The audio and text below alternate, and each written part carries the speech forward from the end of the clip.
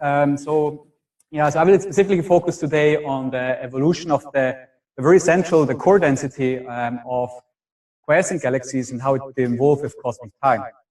The work has been done in close cooperation with many people, and many of them are actually here, so you can also talk with them.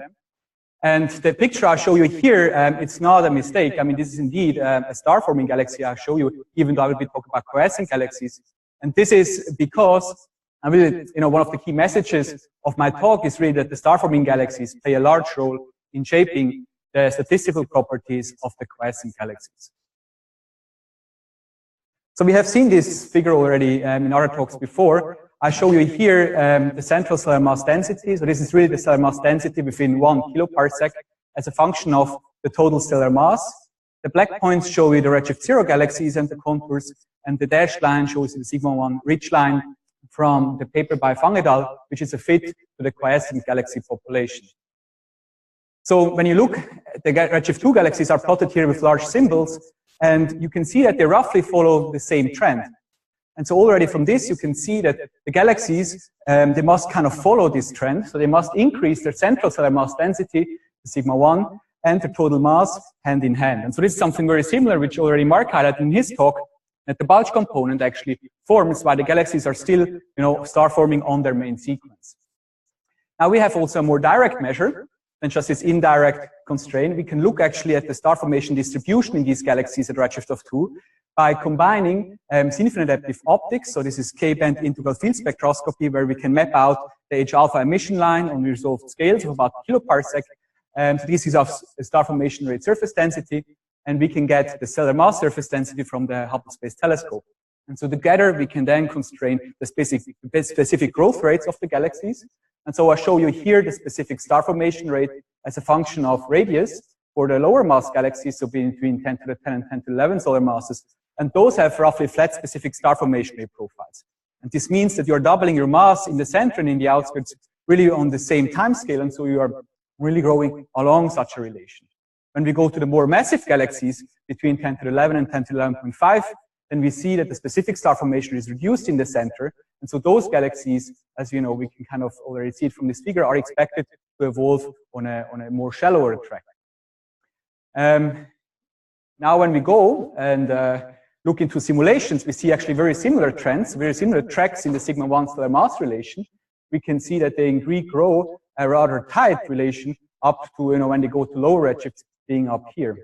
And so in the simulations, at least, these very high central densities we see in the universe already made at redshift of 2 are made due to these gas inflows, so gas compactions, which tomorrow will be kind of the topic, especially in the morning when Avishai and also Sharon will be talking more about it.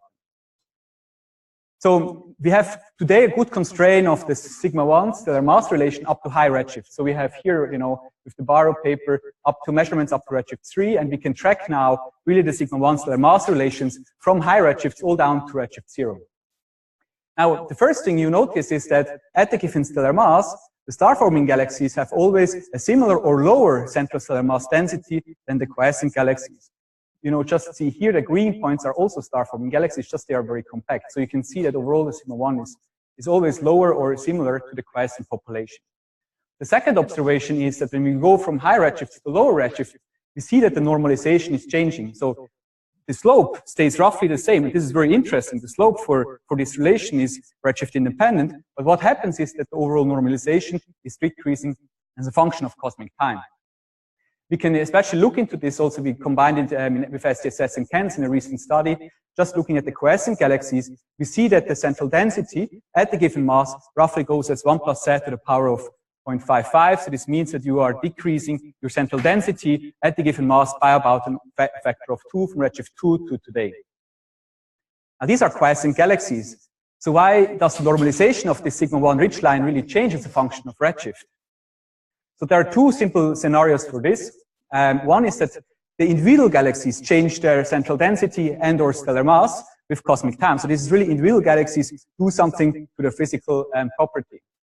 So we can think of, for example, minor mergers where you accrete some mass in the outskirts. So the sigma-1 wouldn't really change, but what would change is the total mass. You will increase the total mass a bit. And so you would expect some change in the total mass, but nothing in sigma-1. So you would expect this overall normalization come down.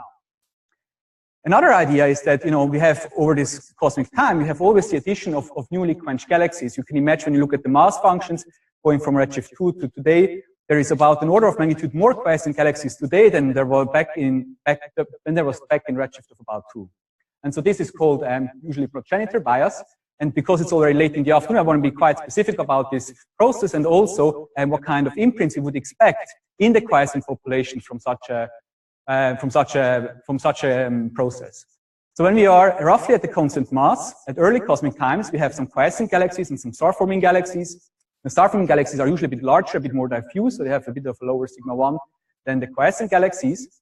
Now, at a bit of the later epoch, okay, we see the star-forming galaxies have grown. Overall, their sigma 1 is a bit lower than before. The quiescent galaxies, of course, they consist of the galaxies that just passively evolve. So these are actually looking very similar. They just have, they're just aged. Okay, they are getting redder. But we have also some contribution from younger galaxies that just quenched recently. And those galaxies, of course, have a lower sigma 1 and also are a bit larger. And so this, keeps going. We can go to the lowest redshift bin. And then we would expect, actually, for the second scenario, scenario B, we would expect that the galaxies, that have the highest sigma 1 are also the oldest. Or you can inverse it and talk about the size. So the galaxies with the smaller size would be the oldest. Now we can go and do this and measure this at redshift 0. So what I present to you here is really a special sample, a Zurich environmental study sample. So this is a group sample where we have, really followed up with high quality imaging, particular B and I band imaging, group halo galaxies. So I talk here of about 1,500 galaxies in 140 groups. And this is very, in a very slight, small redshift range. And so what we do here is I select now quiescent galaxies, and we do this trying to have really a homogeneous quiescent data set. So really are very restrictive on the sample selection. So no emission lines, red colors, and low specific star formation rates. So in order to determine ages, we do a rough job. We try to just say, okay, these are the young, the recently quenched galaxies, and these are the old galaxies. So I use this IJB color diagram, because, the B minus I color it really probes, the stellar main sequence turn off. So we have a good age indicator, whereas the I minus J color gives you a good handle for these quiescent galaxies on, the giant branches, and so you are really metallicity dependent. And so in this diagram, we can then do 3 rough age bins. So we have the recently quenched galaxies, the young galaxies, which are, below an age of about 2 gigayears, intermediate galaxies, and the old quiescent galaxies. So when we plot now the sigma 1 stellar mass relation for these quiescent galaxies with different ages, we see a clear indication that, the young galaxies are all lying on or just below the sigma 1 ridgeline. So indeed, at the given stellar mass, the oldest galaxies have the higher central stellar mass density. And so this is very consistent with the findings which just, for example, Mauro mentioned before, so in the Lee et al. 2017 paper, but also Paolo Saracco at higher redshift. Now we can be a bit more quantitative and just study really the distance from this relation. And so I show you here the distance from this sigma 1 ridgeline as a function of mass. And again, I show you here the old galaxies that lie clearly above, while the younger galaxies lie below. We can, split the sample in centrals and satellites, and we see there is not a strong trend. But I have to caution here that, we have only very few central galaxies. Now, I think the last nice point to make here is that when we now go back in time, so we know that these galaxies are 4 gigayears old. So we can go and see how the universe looked 4 gigayears ago. So this is at redshift, 0.37. And we can see how the normalization has evolved. And this would be what we would expect for this population. And so this is really coincident. I mean, this is really at the same place, which indicates that those galaxies, that were already quenched, okay, at redshift 0.4, they haven't really evolved, or they have evolved in a very fine-tuned way, meaning along this sigma 1 stellar mass relation. So coming to the conclusions. So we find structure in the sigma 1 ridgeline for quiescent galaxies. So what we find is that at a given mass, older galaxies have a higher central density. This is very consistent with other findings that, go actually all back to Jennifer Graves, who did work here, back in 2010, that smaller galaxies are older. And so this shows you that, it's very important when you are studying the quiescent population that you fold in these additionally newly quenched galaxies at least up to a mass of about 10 to the 11. So maybe one caveat for the work. As I said, we cannot really exclude that individual galaxies are changing sigma 1 and stellar mass. But if they do, they have to do this rather in a very fine-tuned way along this sigma 1 stellar mass relation.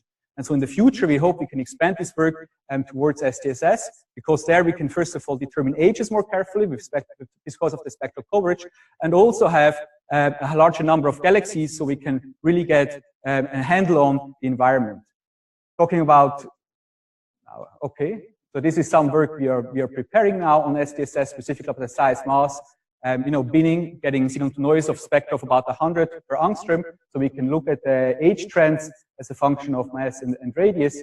And just let me finish with advertising Joanna's work, which she will show you some work on the sigma 1 as a function of mass for star-forming and quiescent galaxies at different environments. Thank you for your attention.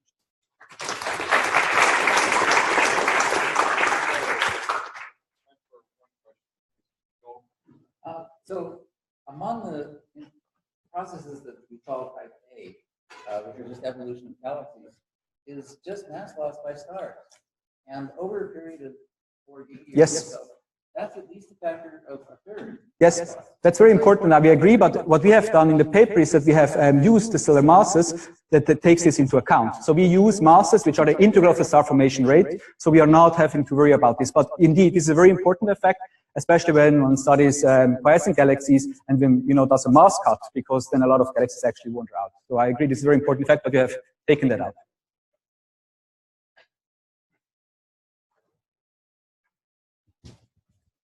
Okay, so looks like